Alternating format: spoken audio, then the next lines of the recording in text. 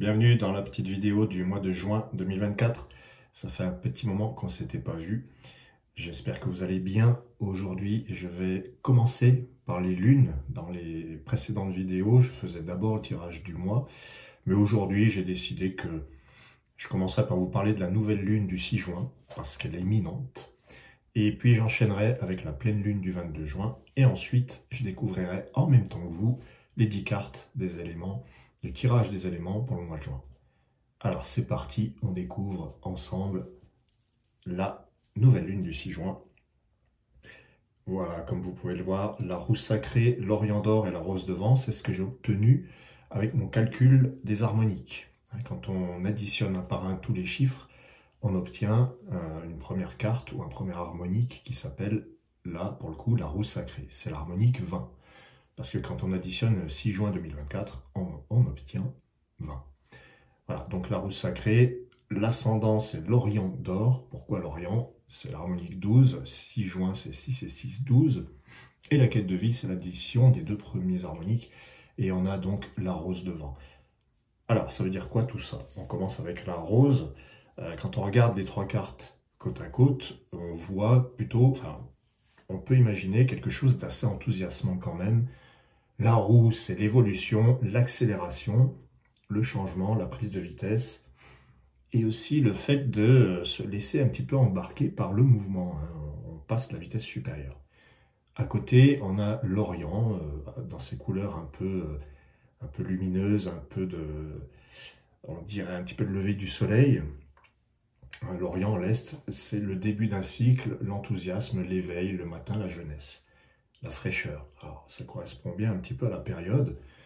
C'est l'arrivée du soleil et du beau temps, normalement, n'est-ce pas? Et donc, on a la roue, l'Orient, et la quête de vie, c'est la rose mystique qui nous dit de nous diriger vers ce qu'on aime, faire ce qu'on aime, voir les amis, se diriger vers ce que notre cœur nous dicte, c'est-à-dire si ce que vous faites ne vous plaît pas, il serait peut-être temps de changer, tout simplement. Alors c'est sûr que la roue, si je vous dis c'est le changement, ok, on parle de changement tous les jours, on va vous tirer des cartes, on va vous dire que c'est le changement, évidemment. Mais là, il s'agit d'une évolution et d'une transformation. Et il y a aussi cette caractéristique de l'accélération. Donc on nous dit de passer la vitesse supérieure, le mouvement s'accélère. De toute manière, c'est la roue sacrée, c'est l'élément sacré, ça veut dire que c'est la 9e fois que la roue apparaît dans le calendrier, c'est l'élément, le 9e élément. Et donc cette roue sacrée nous dit on n'a pas le choix de toute façon. Ça fait partie de la nature, l'évolution, l'accélération des choses, les cycles, les saisons. D'ailleurs, on voit que c'est la carte des saisons, il y a 4 couleurs différentes. À l'image des saisons, il est temps d'évoluer, de changer de peau, de revêtir ses habits de lumière, lumière solaire, n'est-ce pas? Voilà, avec l'Orient. L'Orient d'or, alors pourquoi l'Orient d'or? Parce que c'est la 7e fois, 7e élément, l'or dans les harmoniques. Eh bien, l'Orient d'or nous dit, regardez en vous, qu'est-ce qui fait que vous pourriez trouver cette énergie, ce feu qui vous fait prendre des décisions, qui vous fait partir de l'avant et puis qui vous donne envie de prendre des initiatives. L'Orient, c'est ça, c'est le premier, c'est celui qui se lève. On voit dans l'image, l'Orient, il se lève et puis il va conquérir le ciel, pour ainsi dire. Et cette rose nous invite à rechercher un petit peu comme si ça nous avait manqué, mais à rechercher quelque chose qui nous fait du bien, qui nous fait plaisir, comme si ça nous avait manqué, effectivement. Comme je vois la roue en première place, je vous dirais que dans cette nouvelle lune, un mouvement s'accélère pour nous apporter ce que nous aimons. Alors profitons-en, allons vers cet élan, l'élan donc c'est l'Orient, l'élan qui se lève vers le ciel. Profitons de ce moment d'évolution et de transformation et de changement pour bouger un peu, surtout éviter de répéter toujours la même chose, les habitudes, ça nous enferme, ça nous immobilise. La roue, elle veut du mouvement, elle veut de la liberté, un petit peu comme l'air, un petit peu comme l'air des Gémeaux, j'ai envie de dire. Voilà, c'est la période, n'oublions pas. La roue et l'Orient, moi je vois un petit peu de l'enthousiasme, ça me rappelle aussi cette entrée de Jupiter dans les Gémeaux. On laisse sa joie exploser, il y a peut-être des bonnes nouvelles à attendre. Moi, il y a quelque chose que j'aime faire, c'est me dire, allez, aujourd'hui, il va y avoir une bonne nouvelle. Je ne sais pas dans quel domaine, je ne sais pas pourquoi, je ne sais pas quand, mais si je pars de ce principe, quand la bonne nouvelle apparaît, eh ben, je vais la voir et puis je vais focaliser dessus. Voilà, c'est un appel à enthousiasme, positivisme, pas naïvement non plus, parce que ça demande quand même une petite transformation avec cette roue. Et puis ça demande de lâcher prise et de se dire, on contrôlera peut-être pas tout, mais l'accélération se fera bel et bien. Voilà. Voilà pour la nouvelle lune du 6 juin 2024. Je vais enchaîner avec la pleine lune du 22, 22 juin. Donc, pour info, ceux qui me suivent un petit peu, et d'ailleurs je vous en remercie parce que vous êtes quand même quelques-uns, pour info, on a au moins, là ça fait au moins 3 fois que la pleine lune désigne les mêmes harmoniques. L'harmonique de la mémoire en premier, hein, parce que le 22 juin 2024, ça fait 18. Mais la précédente pleine lune, ça faisait aussi 18, et celle d'avant, ça faisait aussi 18. Hein, 24 avril, 25 mai, et là, oui, non, pas 25 mai, pardon, 23 mai, et 22 juin. Alors évidemment, là, on obtient le même trio de cartes, mais ce sont les couleurs, les éléments qui changent. Heureusement, les éléments viennent nous rappeler que chaque harmonique eh bien, change quelque peu de message quand il n'a pas le même élément.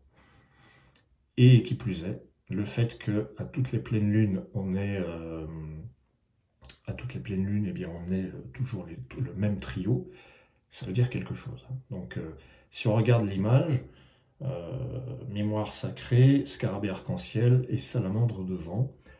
Alors, la mémoire sacrée, c'est le 9e élément, le sacré, comme j'avais dit. Mémoire sacrée, elle est dans son élément, la mémoire, et elle nous parle donc de l'expérimentation, du passé et de ce passage obligé, cette obligation à faire un tri, cette obligation à tenir compte du passé, de ce qu'on a archivé, emmagasiné,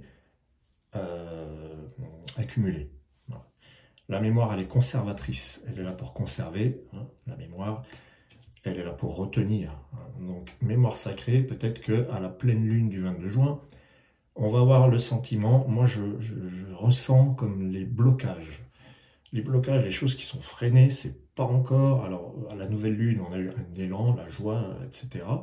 Mais à la pleine lune, il y a comme un mouvement de rétention qui se fait à cause de la mémoire. Alors, qu'est-ce qu'on veut retenir? Est-ce qu'on n'ose pas encore vivre pleinement ce nouvel élan, le nouvel élan de la nouvelle lune? Parce qu'entre la nouvelle et la pleine lune, il y a une période qui fait que on a des élans, des enthousiasmes qui commencent, qui viennent exploser un petit peu au début du mois. Et à la pleine lune, la mémoire sacrée nous dit, oui, mais attends, on peut pas, il va falloir faire un tri maintenant. Voilà. Faire un tri où la mémoire sacrée, c'est aussi le désir d'apprendre et le désir de s'élever. Hein. Le sacré, on est dans un domaine spirituel, on a envie de s'élever, on a envie de voir un peu, de transcender, d'être ailleurs que dans toujours les mêmes petits problèmes, tracas du quotidien matériel. On a besoin d'élévation, en fait, avec la mémoire sacrée. On veut apprendre pour se rendre compte un petit peu qu'il y a quelque chose de plus grand. Voilà. Donc c'est un apprentissage, mais un apprentissage dans un but de s'élever, oui, de transcender, hein, de voir quelque chose qui est un peu plus haut, hein, d'élever le débat. Voilà, on va élever le débat avec la mémoire sacrée. Donc soit on va se bloquer, se freiner dans les tracas du passé et se dire bah non, mince, c'est pas le moment. Et il va y avoir un moment de rétention, de blocage. Soit on va eh bien, vouloir apprendre, vouloir expérimenter, et dans ce cas-là, on arrive vraiment à tirer un trait sur le passé, à se dire non, ça c'est bel et bien terminé. Parce que la mémoire nous parle aussi de ce qui est terminé, c'est fin de cycle. On est dans le principe 9. Le 9, c'est le dernier chiffre, c'est le dernier principe dans les harmoniques. Et la mémoire va, à l'image du trait qui est au milieu, tirer un trait sur ce qui n'est plus et ramener le passé là où il doit être pour nous permettre de vivre le présent.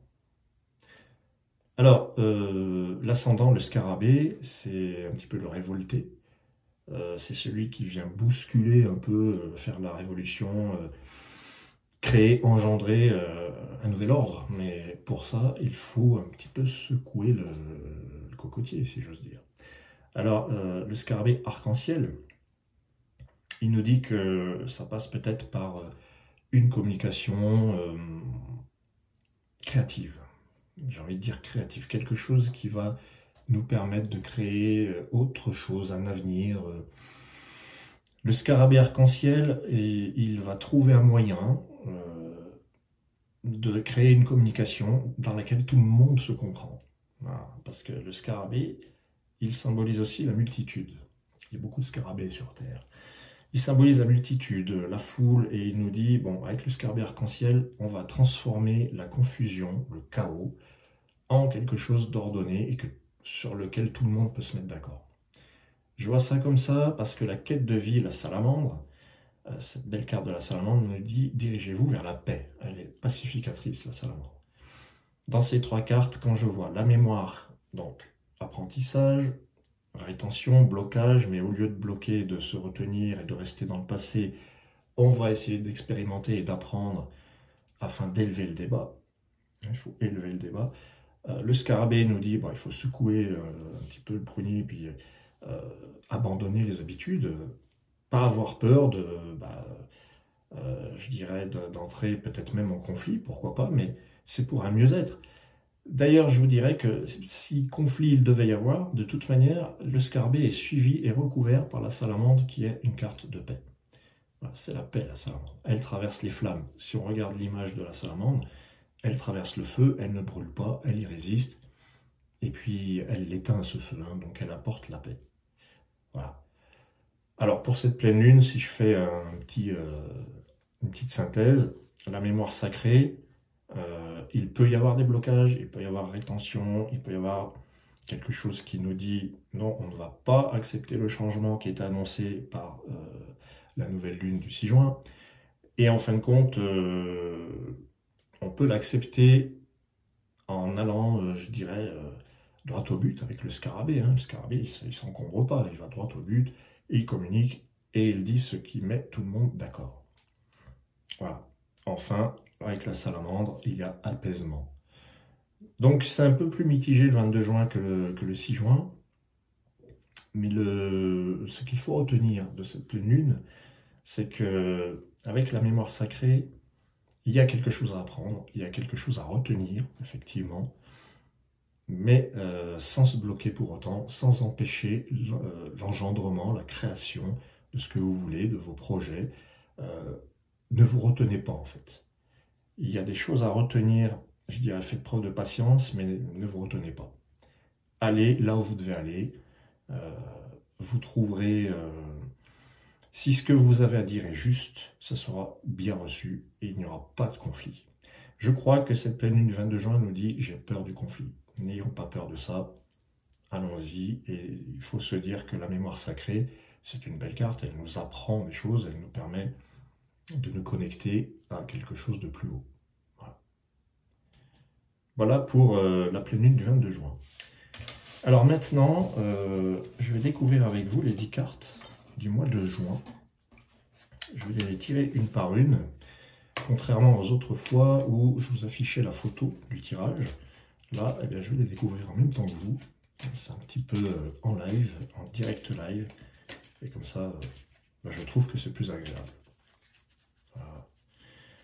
Alors, la première carte des énergies de ce mois de juin 2024, c'est l'élément blanc et on a la foudre.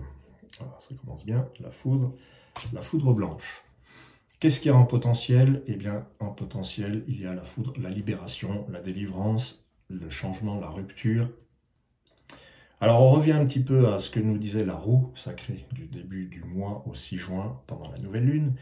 Mais là, c'est la foudre. La foudre et la roue font partie de la même famille, elles apportent une transformation. Mais attention, la foudre nous dit, globalement, ce mois de juin, on n'y coupera pas, il faudra une vraie transformation, pas que des mots, pas que des paroles, quelque chose qui nous apporte, eh bien, je dirais un appel d'air. Voilà. Moi, la foudre, je la vois comme un appel d'air, quelque chose qui un petit craquement qui fait que, ça y est, on peut respirer. C'est la foudre blanche, hein, c'est la première. Donc l'élément blanc, c'est un potentiel, c'est créateur. Mais attention, ça c'est ce qui nous est proposé. Est-ce qu'on va le faire? Est-ce qu'on va faire ce petit craquement là, ce petit clac qui fait que, voilà, la porte va s'ouvrir? Moi je vois ça comme ça, la foudre blanche. Ça peut être aussi une illumination. On a une idée, on se dit, waouh, mais en fait c'était ça qu'il fallait faire. C'était juste ça, et ça paraît comme une évidence. La foudre, elle peut faire peur, mais finalement, quand elle est dans l'élément blanc, quand on voit que, eh ben, ça y est, c'est fait, et finalement, ça faisait peut-être pas si mal que ça, et il n'y avait peut-être pas besoin de tomber dans quelque chose d'hostile, d'agressif.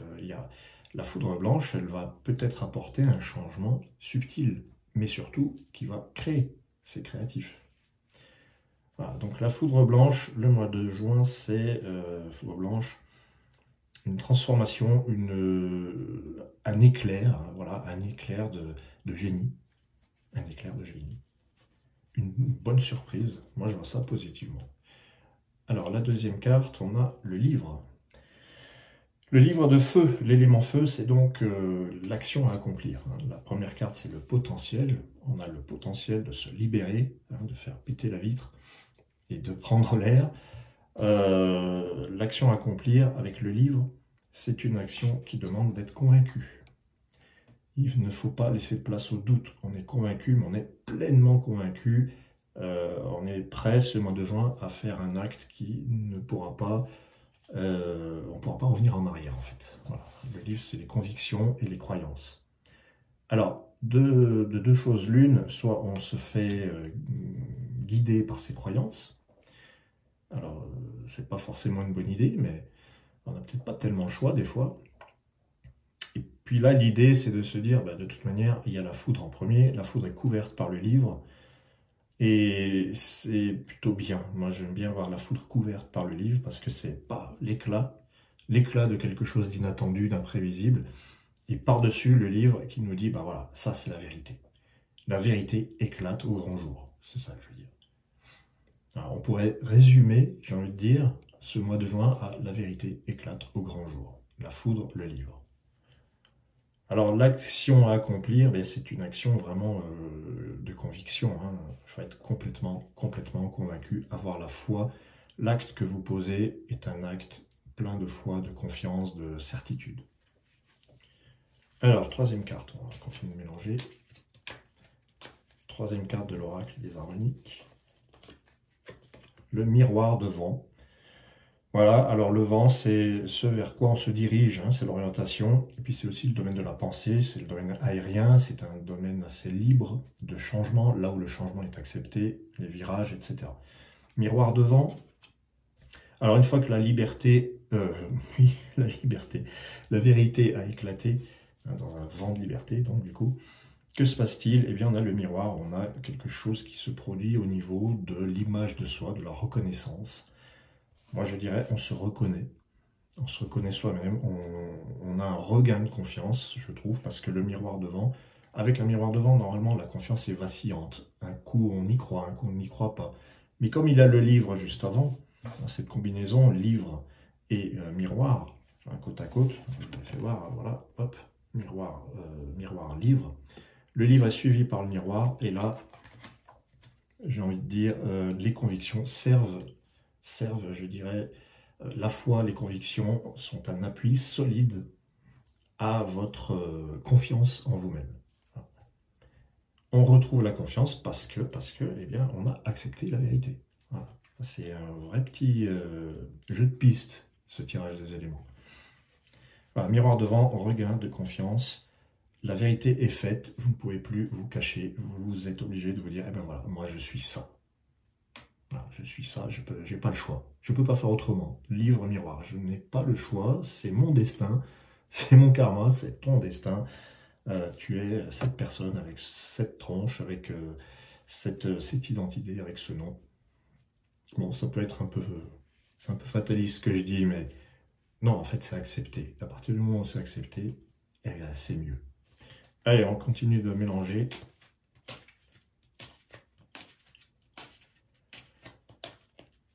pour l'élément jade, le quatrième élément qui nous parle du plan terrestre, de tout ce qui est concret, réalisé, l'abondance, le corps, etc. Et on a l'équinoxe de jade. Voilà, l'équinoxe, je le pose en quatrième place dans le tirage des éléments. L'équinoxe de jade qui nous parle de... Eh bien, il y a une recherche de l'équilibre, mais c'est l'équilibre au quotidien. Les choses se rééquilibrent. On peut dire que ce mois de juin, il va y avoir peut-être un ras-le-bol des basculements d'une humeur à l'autre, d'un extrême à l'autre. Hop, ça va se... Alors, est-ce que ça peut se stabiliser? Non, ne soyons pas naïfs non plus. Hein, l'équinoxe, il est là pour nous rappeler que ça bascule tout le temps. Mais on a peut-être la possibilité, à un moment donné, de stabiliser, de faire un choix, de trancher. Et puis d'être, pour le moins, si c'est pas juste, au plus près de ce qui est juste.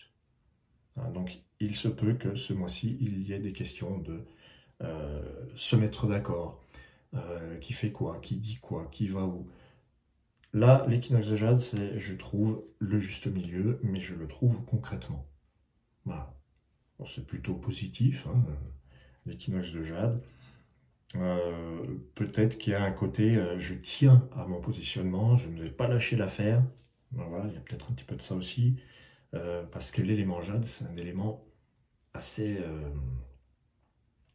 stabilisant, hein. C'est la stabilité, la sécurité, et on veut rester stable. Mais comme l'équinoxe, voilà, hein, il bascule, c'est compliqué. C'est vrai que c'est une carte qui est, alors elle est sensible dans cette position, c'est une, comme je vous avais dit dans d'autres vidéos, ça c'est un harmonique de principe 5, et se trouve dans la maison 4, hein, c'est l'impair dans le pair, donc il n'est pas tellement à sa place. Il n'a plus tellement le droit de changer d'avis dans l'équinoxe de jade, dans le jade. Alors, qu'est-ce qui se passe avec ces cartes-là? On va vouloir se positionner et il va être compliqué de trouver le juste milieu. En tout cas, la décision se prend. Il y a une stabilisation quelque part. On va voir le reste du tirage. Je vais mélanger. Et on va faire la carte de l'élément ambre, cinquième élément, l'ambre. Donc je découvre avec vous le soleil d'ambre. Le septième soleil d'ambre, il est magnifique, en plein milieu du tirage, le septième soleil. Alors là, c'est la lumière, la vérité, la beauté, ce qui est visible, dans l'ambre en plus. Alors là, le soleil est bien placé, pardon, il est éveillé, il est dans une position qui l'arrange, même si l'ambre, c'est le domaine du cœur, c'est le domaine de l'intériorité, les émotions, tout l'aspect intime et privé de l'existence. Et là, on a le soleil, le septième soleil. Alors ça rejoint aussi le tirage du 6 juin, là, de la nouvelle lune. Et je trouve qu'il y a quelque chose d'assez sympathique. On trouve la lumière à l'intérieur.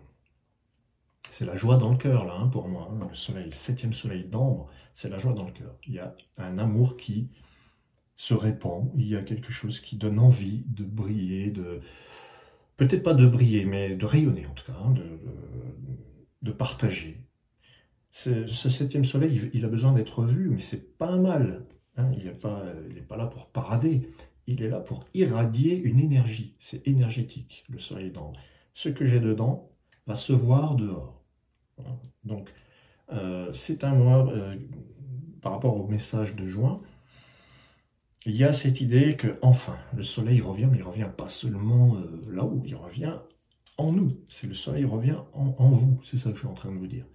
Vous retrouvez comme si il y avait une grisaille, mais depuis très longtemps, qui fait que là, vous retrouvez la lumière à l'intérieur, la vérité intérieure. C'est comme le miroir devant, qui nous disait, ben voilà, là je sais, j'ai plus le choix, je connais la vérité me concernant.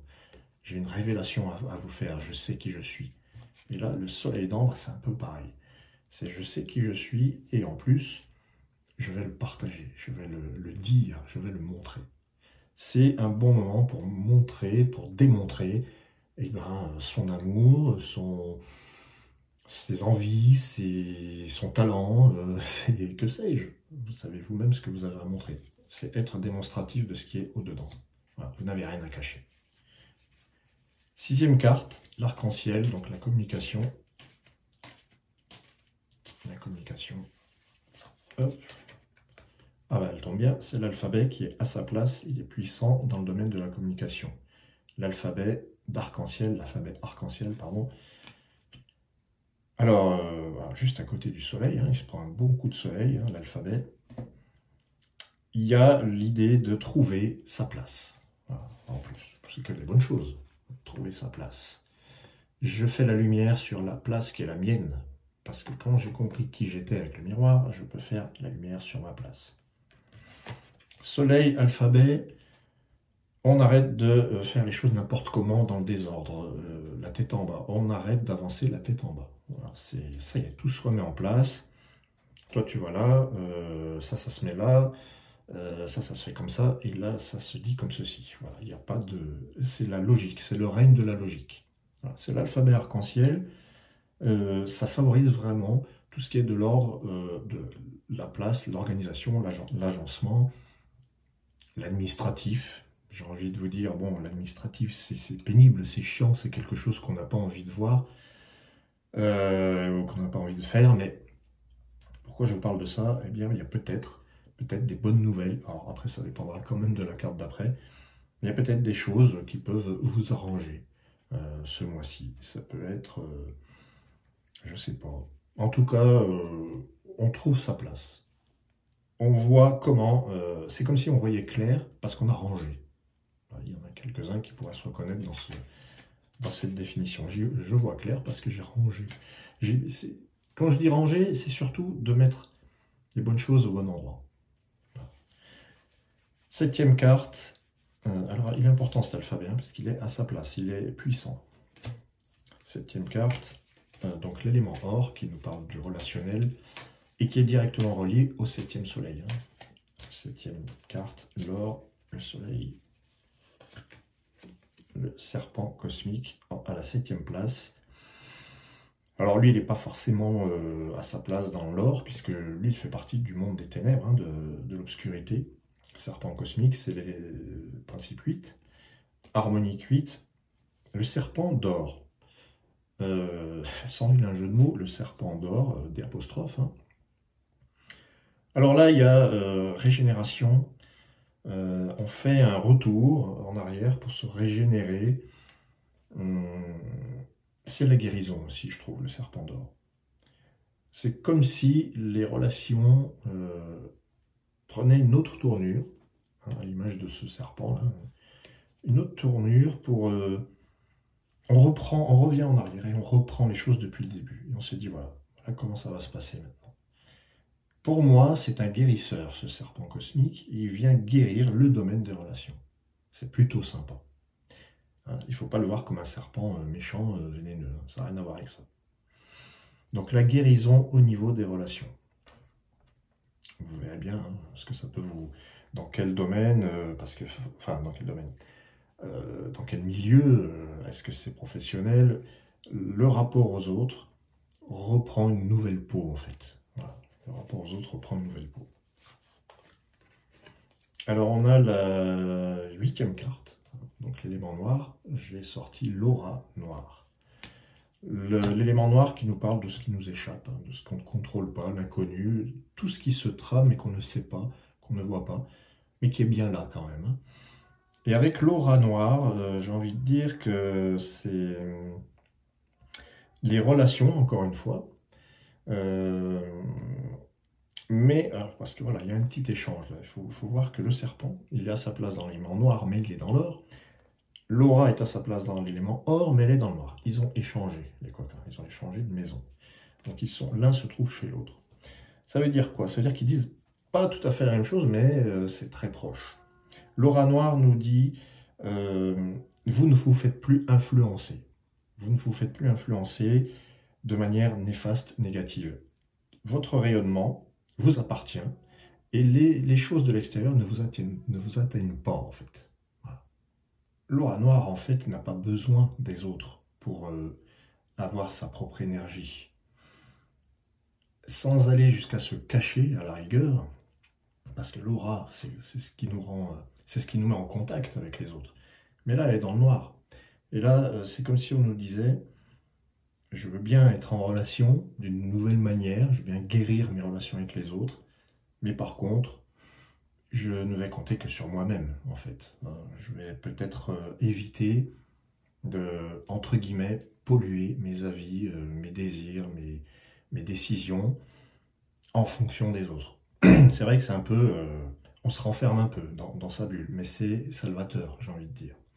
Euh, Parce qu'en plus, dans ce tirage, on a le miroir devant.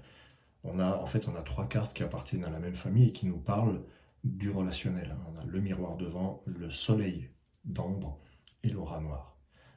On a une nouvelle vision de sa relation à l'autre, en général, je parle.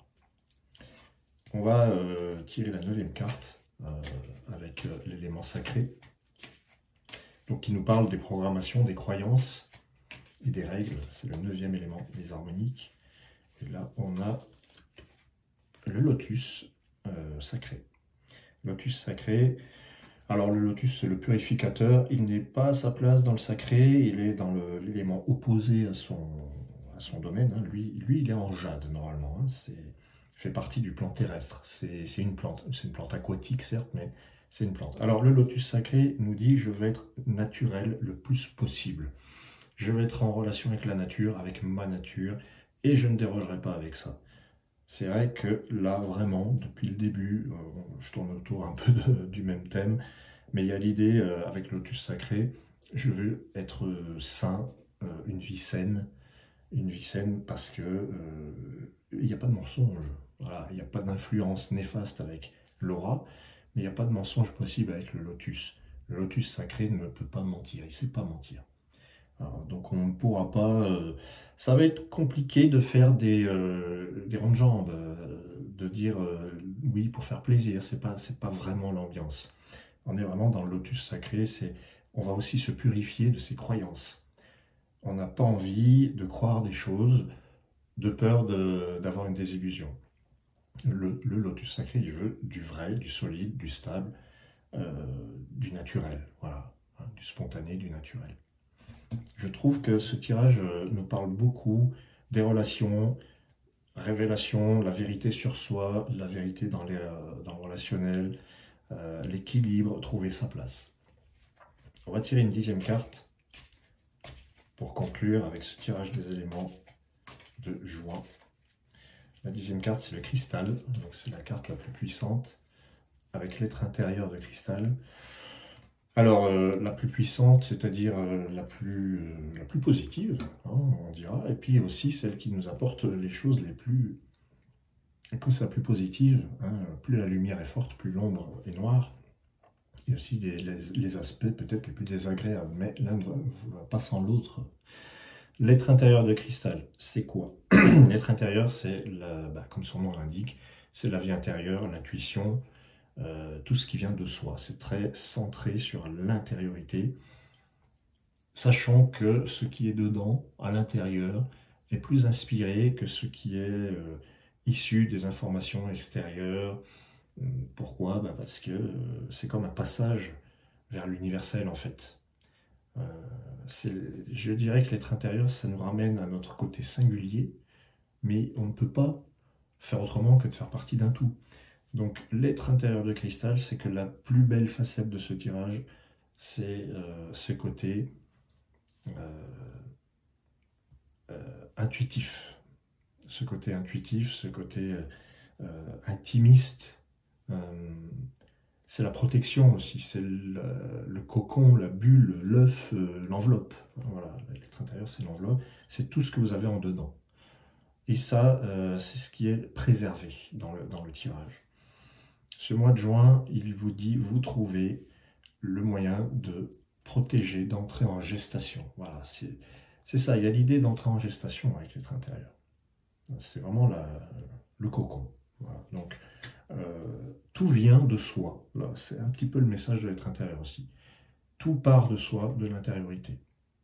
Donc, si je fais une petite synthèse de ce tirage de juin, on a donc les deux lunes, hein, On a la roue sacrée qui commence le mois, le 6 juin, qui nous dit accélération, changement. On a la mémoire sacrée à la fin du mois de juin, avec cette peut-être tendance à retenir, à bloquer, mais à vouloir apprendre, à vouloir dépasser, comprendre aussi. Et on a ce tirage qui commence avec la foudre blanche et qui nous dit la lumière se fait, elle est surprenante, elle est imprévue, on ne s'attendait pas à ça, mais on n'a plus d'autre choix que d'être soi, que de dire la vérité sur soi, que de ne plus se perdre dans des faux semblants avec l'aura noire par exemple. On se dit, bah voilà, moi, il n'y a plus de... Il n'y a pas d'illusion, il n'y a pas de... vous voyez, ça peut être le côté théâtral de l'aura qui va montrer les choses, mais en fait là, elle est dans le noir et elle se dit, non, mon énergie, c'est mon énergie, elle est comme elle est. Je ne peux pas aller contre ce que je suis. Voilà. Ce que j'aime dans ce tirage, c'est qu'il y a le 7e soleil qui est en plein centre, en plein milieu du tirage, là, voilà. Ça illumine un petit peu le reste, j'ai envie de dire. Merci à vous.